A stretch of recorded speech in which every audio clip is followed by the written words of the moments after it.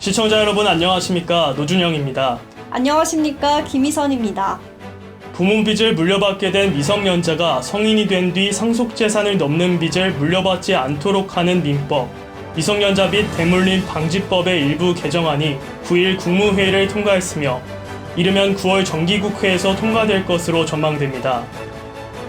미성년자가 성년이 된 후 물려받은 빚이 상속재산보다 많다는 사실을 안 날부터 6개월 내, 성년이 되기 전 안 경우에는 성년이 된 날부터 6개월 내에 상속재산의 범위 내에서만 빚을 갚는 한정 승인을 할 수 있게 됐습니다. 현행법상 미성년자는 부모 사망 뒤 3개월 내에 법정 대리인을 통해 빚과 재산을 모두 승계하는 단순 승인과 한정 승인, 상속 포기 중 하나를 결정해야 하는데요. 다만 의사 표현이 없을 시에는 단순 승인으로 간주해 부모 빚을 모두 떠안게 됩니다.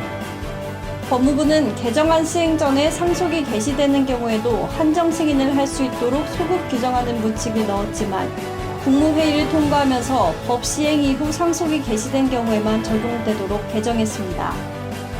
이 시각 주요 뉴스입니다. 국민의힘이 의원총회와 전국위원회를 잇따라 열며 주호영 의원을 위원장으로 하는 비대위 체제로 전환했습니다. 이준석 대표는 절차적 정당성을 문제 삼아 비대위 전환에 대한 효력을 정지해달라며 법원에 가처분 신청을 한 상태입니다.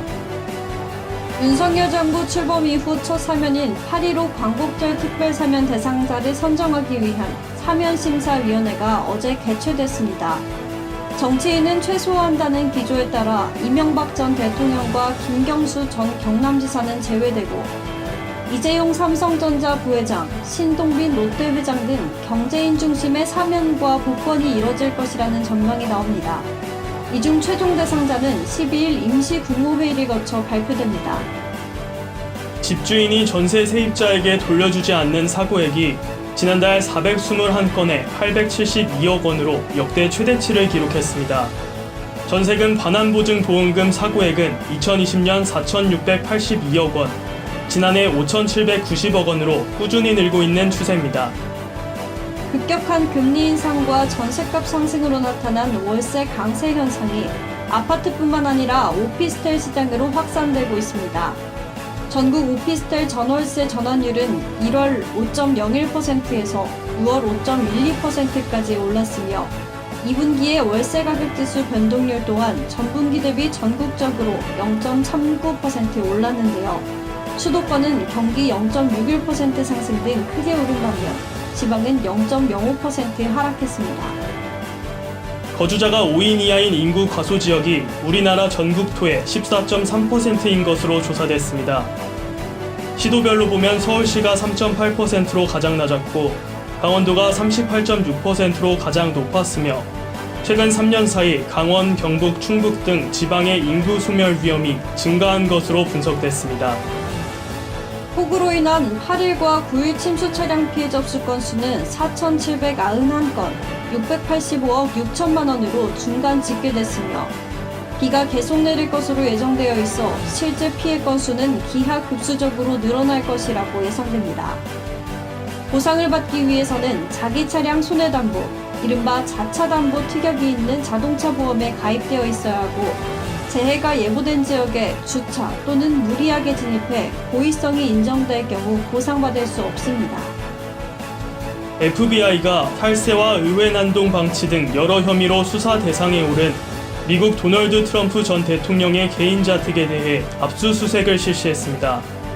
현지 언론들은 이번 압수수색이 무단 자료 반출 혐의와 관련이 있다고 보도했지만 트럼프 전 대통령은 대선 출마를 저지하고 싶은 극진좌파 민주당원의 공격이라고 주장했습니다. 인공지능 분석을 통해 복권 당첨 번호를 예측해주는 것처럼 속인 조직이 복권 수탁 사업자 동행복권의 제보를 받은 경찰에 적발됐습니다. 이들은 64,104명으로부터 607억 원을 받아 챙겼으며 피해자들의 평균 피해 금액은 100만 원, 개인 최고 피해 금액은 7천만 원에 달했습니다. 중소기업 중앙회가 중소조선업체 근로자 300명을 대상으로 실시한 주 52시간제 전면 시행 1년 근로자 영향조사 결과를 발표했는데요. 근로자의 절반 이상이 주 52시간제 도입 이후 워라밸이 나빠졌다고 답했습니다. 반면 워라밸이 좋아졌다고 응답한 비중은 13%에 불과했습니다. 워라밸이 나빠진 이유로는 근로시간 단축으로 줄어든 임금으로 인한 경제적 여유 부족이 93.3%로 가장 높았습니다. 한편 주 52시간제 시행이 임금에 미치는 영향과 관련해선 감소했다는 응답이 73.3%에 달했습니다. 이들은 제도 시행 전과 비교해 임금이 월 평균 60만 원 감소했다고 응답했습니다. 주 52시간제의 개선 사항으로는 제도 폐지와 임금 대책 마련이 각각 14.3%로 가장 많았고, 이어 업종별 차등 적용 및 탄력 적용 등 제도 개선과 연장 근로 자율화가 뒤를 이었습니다. 이 시각 주요 뉴스였습니다. 지금까지 노준영, 김희선이었습니다.